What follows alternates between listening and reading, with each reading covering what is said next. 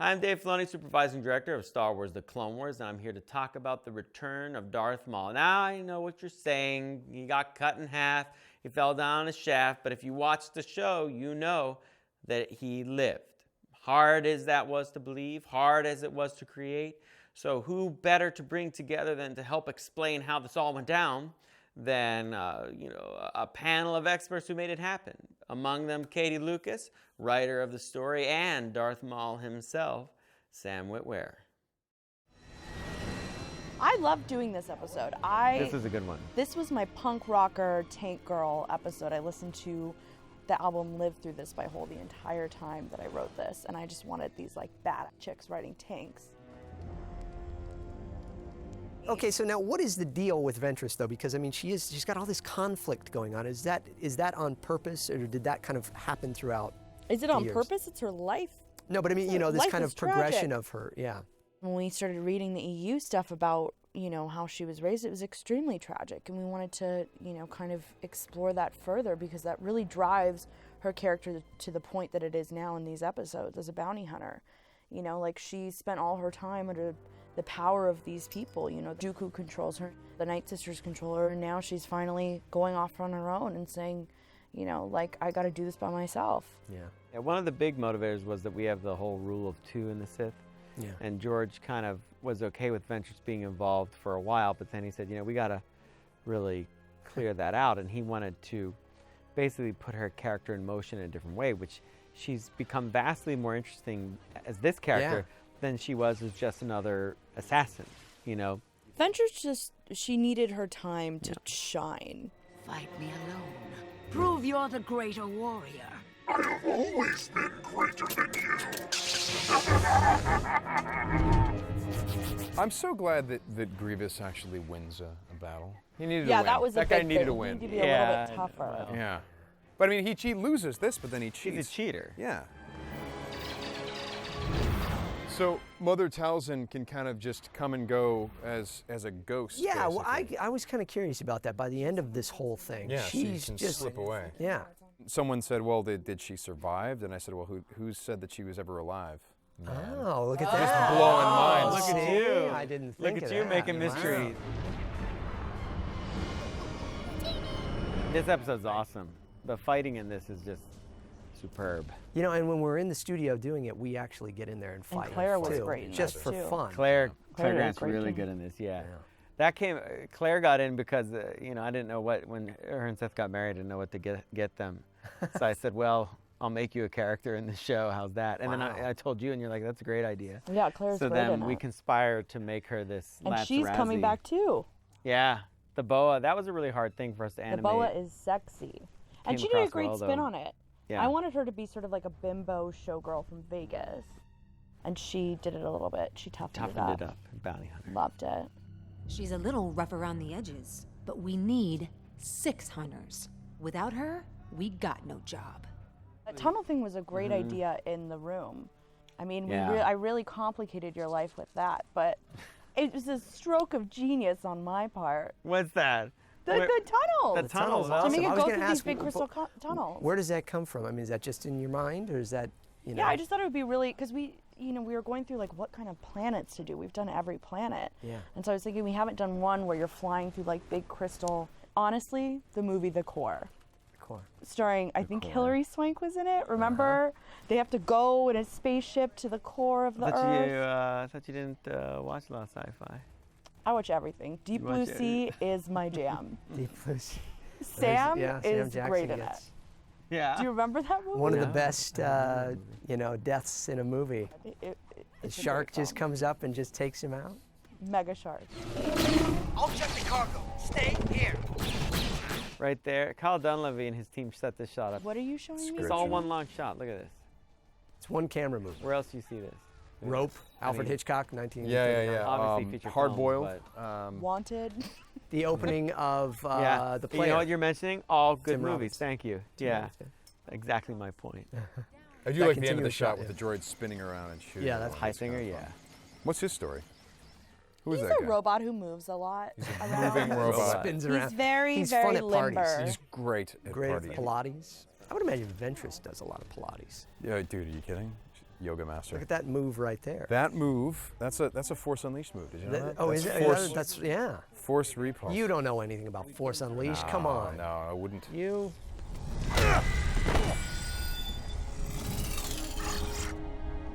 Oh, and Pluma's sweet with Meredith. Meredith.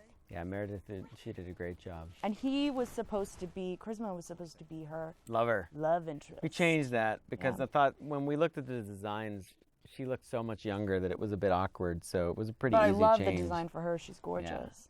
But since there was a brother thing happening with Darth Maul, it made sense to have a brother-sister thing happening in this arc too. You know, if you're in Star Wars and together. you don't have a brother or a sister or an uncle, doesn't work. And or that you father, don't know them. that you don't My know them, father is very and then family find out about oriented. them, You have to find out. then you're not really. He called me and he goes, dramatic Katie, we made them brother and sister just like you and Jet. And I was like, Dad, Jet never would have come and seen me. Jet would have sent a postcard. Good luck with your new husband. Is this really necessary? None of this was my choice. I never asked to be ripped away from my home. I love that moment between Ventress and Pluma where she says, you don't understand. And Ventress does because she's lost everything in her whole family too. I wish I didn't, but I do. She's kind of like one of the most tragic characters. in the She's Clone a Wars. tragic beauty, that really one. come along. Well, it's interesting that Ventress, once she gets rejected by Dooku, that she becomes a bounty hunter. It's because what she needs is, she needs affirmation. She needs validation from a mentor figure, whereas Darth Maul gets the same kind of rejection, but what does he want to do? He wants to... Power. Yeah, he wants to I force actually it. disagree. I think the whole reason she becomes a bounty hunter is because she doesn't care what anybody thinks anymore. Well, that's the thing. She's She wanted completely validation, and now disillusioned. she's finding her own way. Yeah, and She's now independent. Yeah. I think she's just. That's how you know that disillusioned. she wasn't like a full Sith either. Because Yeah. she's not. She's not power isn't her ultimate that's end not game. her ultimate She thing. thought that's what she wanted, but she realized that's not, and now she's. Yeah. She's become She much more wants interesting. more. Is that a character. fault, though? then, Yeah, and she for said her? that at as, the end. you know, as a Sith, that would be a fault, right? If from Well, a yeah. Sith point Because of view, you have to that's follow, weak. and she's not a sheep anymore. Yeah. She's a I don't tough understand lady. these Sith ways. They frighten and confuse me. I'm but a mere Jedi. Cheers. Why so tense? I'm not sure. I thought I sent someone from my past. Who is this someone? A monster. And Clancy Brown. Clancy Brown. Yeah. Wow. I love Clancy. I He's the remember- sweetest. When we did the stuff for the Son in season 3, and I'm thinking, wow, the Son's gonna be such a great character. Everyone's gonna love him. And then I saw the episode with Clancy, and I'm like, oh, I don't want to go after this guy. He's such a great character. To follow. No! No! Not when I'm so close! What'd you think of Morley? Hey, big guy. I don't have time for you. Our little Gary homage. Yes, actually, can I say that? on the Yeah, show? go ahead. So, He'll be thrilled. In the room, we decided to make this little snake guy Morley because our resident nerd, Gary Shepke, was just the cutest little peanut. The cutest little peanut you've ever seen. Encyclopedia. Do your Gary impression. Gary, and he would say, Dave, I have a question about the episode today, and I have a question about this, and like he would talk and And talk he and talk and looks talk. like And even Mr. George, like, Peanut. remember when George got in that debate with Gary about Transformers, and he just needled him on it, and so when we created this character, everyone was like, oh, he's got to be like Gary, and he's got to just talk and talk and talk to us about Ben it. Hey, Diskin big did guy, a how's great it job. going? What are you Yeah. doing? And we were doing this, so we made him like a sock puppet. Sock puppet. So, who are you looking for? There's That's a funny awesome. thing with Morley where Clancy was up at Big Rock, you know, just taking a tour with his son. Yeah. And we, you know, his son, he has a lot of comments about Clone Wars. He Oh, loves his son the knows show. everything. Yeah. His son is adorable. And he was talking and talking about it. And we went through the whole day, and he hadn't said anything too controversial because he loves to ask questions. And they're saying goodbye, and they get to the door of the editorial room where there's me, one of my episodic directors, Jason Tucker, the editor. Yeah. And he stops in the doorway, and he goes, "That snake was lame." And then he just took off, and Clancy was like, "Oh." And but it was so funny. I mean, kids are like that, you know. They just, they're they'll speak so to honest with everything. But I like Morley. I think he's a necessary element. Yeah, I think he brings some levity to it. And Ben Diskin. Ben Diskin did, And he yeah. was hilarious. She's not the only one who betrayed you. You make a good offering, and when my master is finished with you, I get the leftovers.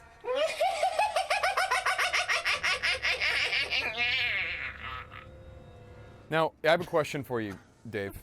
This animation for the Yes. Spider-Maul, like Yes, that's Spider-Maul. very Ray Harryhausen in terms of the way it moves, like stop motion. Yeah, I mean that Keith Kellogg, the animation supervisor, we worked on, giving it a lot of the semblance. We wanted to feel like the Force was holding it together, that his twisted mind is all that kept it together. If you look close, you can see little pieces floating.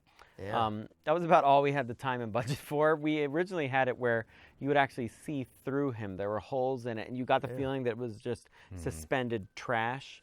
We didn't want something that looked like someone had worked on it and put it together. Yeah. Well, we wanted it to be an artifact of his kind of schizophrenia. In the original script, he was foraging, so he would bring people down and eat. He was eating animals, so there were carcasses everywhere, and he was using their parts to build his legs. But Sam, I'm so happy. Yeah. Your performance is amazing. Always remember I am fear. Always remember I am hunter. Always remember I am filth. Always remember I am nothing. It truly was one of those hairs on the back of your neck moments in watching this at home with, it's like, wow, this guy is back, but he's just insane. I don't ask for mercy, Master. Mercy is a lie, a delusion of the weak to think themselves strong. I love that he now has the spirit, which you brought to. It's intact. It's always going to be there. It's this feral animal that he's become now from being in isolation for so long. The way that I thought we were all approaching it is that this is what's inside him at all times. This is the heart of the Sith is madness and despair and exactly, upset.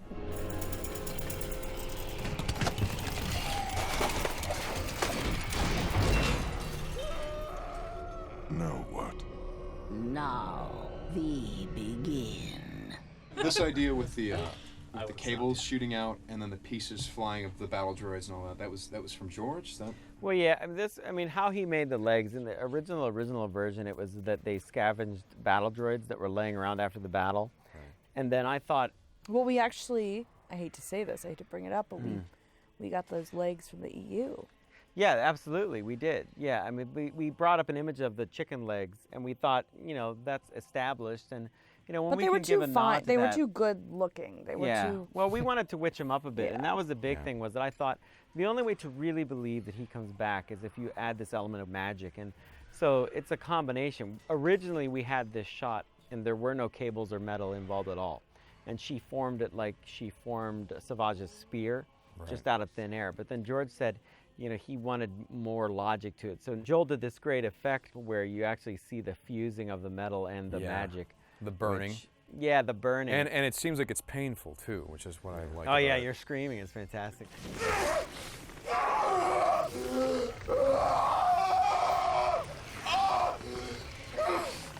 By the way, this moment when Darth Maul reaches for his lightsaber and actually has to concentrate to make it happen. Yeah, I thought that I actually was thinking about that too. I thought that's... It's a great little really, touch. It's like he's not quite the same, and he's not quite as connected as he once was. And funny enough, this was something that someone said to me years ago. They said if they ever brought Darth Maul back, there should be a scene where he tries to use the Force, and it doesn't work the first time he tries. You must have your revenge, my brother. Yes, we shall start with revenge. During this episode, it was really interesting because I wanted to do sort of, they are brothers, and Savage did ache for that kind of family connection. But it's also Pandora's box because I think he starts realizing what he's opened up. It gets in over his head. Yeah, he doesn't realize how evil his brother he really doesn't, is. and the ferocity in him is so much so overwhelming. And in the Night Sisters trilogy, you get that, Savage is this monster and he's the villain, and now you kind of see it. Oh, there's a bigger. There's always something worse. There's only one way to get the attention of the Jedi. Slaughter of the innocent. Here's wait a Jace. second. You gotta beat him up. Shockingly handsome man on the screen now.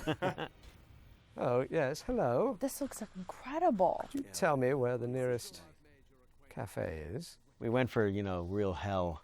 Yeah, and his devil eyes imagery. are just... Because the temp was amazing, but this is gorgeous. This is flawless. And Obi-Wan is so contrast. He's so different. Yeah. His eyes are just piercing blue at that point, and his skin is very light, you know, against the red against and the red. darkness. Yeah, it's exactly. just, it's great.